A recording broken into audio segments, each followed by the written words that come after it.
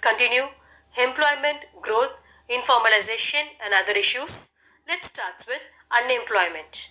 NSSO defines unemployment as a situation in which all those who, owing to lack of work, are not working but either seek work through employment exchanges, intermediaries, friends or relatives, or by making application to prospective employers or express their willingness or availability for work under the prevailing condition of work and remunerations. Yes, unemployment. The problem is one of the most serious problems which is normally found in each and every country of the world. In short, what is meant by unemployment? Yes, unemployment which refers to a situation in which people are willing and able to work at the existing wage rate. Yes, but do not get work. We'll be calling it as a unemployment. Types of unemployment in India: disguised unemployment, seasonal unemployment, open unemployment. Let's start with disguised unemployment. Disguised unemployment refers to a state in which more people are in work than are really needed. We can see with an example. If two workers are needed on a piece of land and 5 workers are engaged on the same job, then the 3 workers are disguised unemployment. So in a piece of land, yes, 2 workers are more than enough, but 5 members they are working in it. Yes, that the extra 3 will be calling it as a disguised unemployment. It is the most predominant form of unemployment in the agriculture sector of development country like India. The main problem of disguised unemployment is that apparently all seems to be employment, but marginal productivity of the surplus.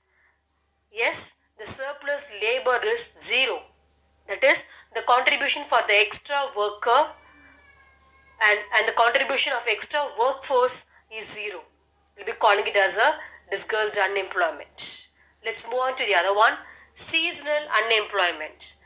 Unemployment that occurs at certain season of the year is known as seasonal unemployment.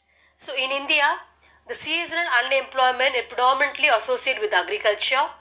Yes, and in the agriculture, the work is seasonal and there are no employment opportunity in the village for all the month in the year. So when there is no work to do on the farms, yes, the men they will migrate to the urban area and look for job. And they can come back again home village as soon as the rainy season begins. So the period of seasonal unemployment varies from state to state depending upon the method of farming, the condition of soil, the type and the number of crops grown, etc. We'll be calling it as a seasonal unemployment. Let's move on to the other one, open unemployment. Open unemployment refers to that economic phenomenon in which persons are able and willing to work at the prevailing wage rate but fail to get work. It is called open unemployment. Yes, so because such an unemployment can be seen and counted in terms of the number of unemployment people. So what is mean by open unemployment? It refers to the economic phenomenon in which persons they are able and they are willing to work whatever may be the wage rate but they have failed to get work. We'll be calling it as a open unemployment. Yes, so open unemployment is different from disguised unemployment. How? In case of open unemployment, workers are totally idle. But in the case of disguised unemployment, workers appear to be working and do not seem to be idling away their time. So these are two differences between open unemployment and disguised unemployment. Let's move on to the other one, the causes of unemployment. What are the causes of unemployment? slow rate of economic growth, population explosion, underdeveloped agriculture, defective educational system, slow growth of industry, decline of cottage and small scale industries, faculty planning, inadequate employment planning, low capital formation. Let's begin with the first. What does mean by slow rate of economic growth? Yes, the actual growth rate always lie for below the rate targeted in the 5 decades of planning, and the employment opportunity created under the plan could not keep pace with the addition to the labor force. So it's called a slow rate of economic growth. The second one, population explosion. The rapid rate of population growth has been another cause of unemployment in the country. So it has not been possible to generate so many employment opportunity and to observe the large growing labor force. Third, underdeveloped agriculture. Heavy pressure of population on land and the primitive method of agriculture operation are responsible for massive rural unemployment and underemployment in the country. Defective educational system. The prevailing education system in India is full of defects and it fails to make any provision for imparting technical and vocational education. As a result, the educated people are unable to meet the requirement of the firm. Fifth, slow growth of industry. Due to shortage of capital and lack of modern and advanced technology, industrial sector could not gain its momentum and could not generate sufficient employment opportunity in the country. The sixth, decline of cottage and small scale industries. A number of traditional villages and cottage industries have declined over the year due to change in the demand preferences and emergence of more efficient modern industries. So as a result, what will happen? The large number of people have become unemployed. Faculty planning. The plan could not stop the migration of the rural population into urban area.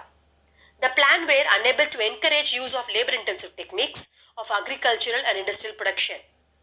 So the plan have failed to put due emphasis on employment generating program like development of fishery, dairy products, poultry farming, and insufficient infrastructure facilities have greatly hampered the expansion of work opportunities.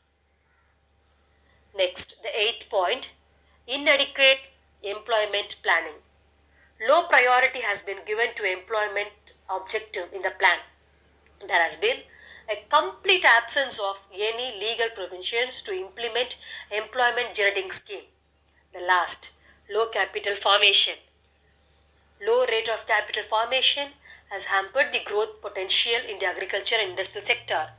Consequently, job creation capability for the both sector has been affected adversely.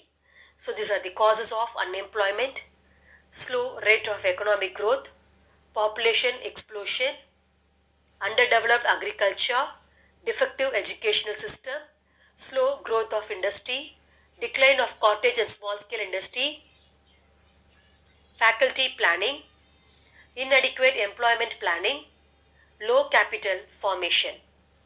Yes, now let's move to remedial measures for unemployment.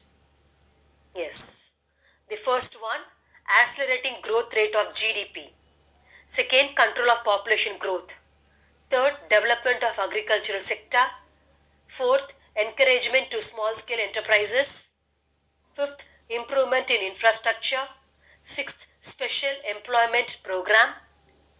Yes, next, seventh, improvement of employment exchanges, creation of self-employment opportunity, reform of educational system, and at the last, manpower planning. Let's start with accelerating growth rate of GDP. The aggregate, the total employment problem can be solved through only the process of accelerated growth. So, the growth rate of GDP between 8% and 9% are needed over the next 10 years. Yes, so only we can able to achieve a significant improvement in the employment situation. Second, control of population growth. The rapid growth rate of population should be slowed down so that the additional job created do not fall short of new entrants to the labor market. Yes, and therefore a effective and meaningful population control like population control policy like family planning program. Third, development of agriculture sector. Agricultural growth is important to increase labor productivity and equality of employment. So, there is a need for agricultural revolution through improved techniques, extension of irrigation facilities, reform of land laws, increase in public investment, etc. Fourth, encouragement to small scale enterprises. To encourage these small sectors need to be encouraged through multiple initiatives like liberal finance, technical training, supply of raw materials, infrastructure facilities, yes, and marketing of the products. So we can able to boost up the small scale enterprises. Next, improvement in infrastructure. The infrastructure facilities like health, education, irrigation, electricity, roads, etc. Yes, are critical for overall development of the economy. Special economic programs. Special economic programs which aim at providing wage employment and self-employment opportunity should be implemented. Yes, now the seventh point, improvement of employment exchanges. Employment exchanges spread all over the country and of great assistance in directing of job seeker to the possible area of employment. Eighth, creation of self-employment opportunities.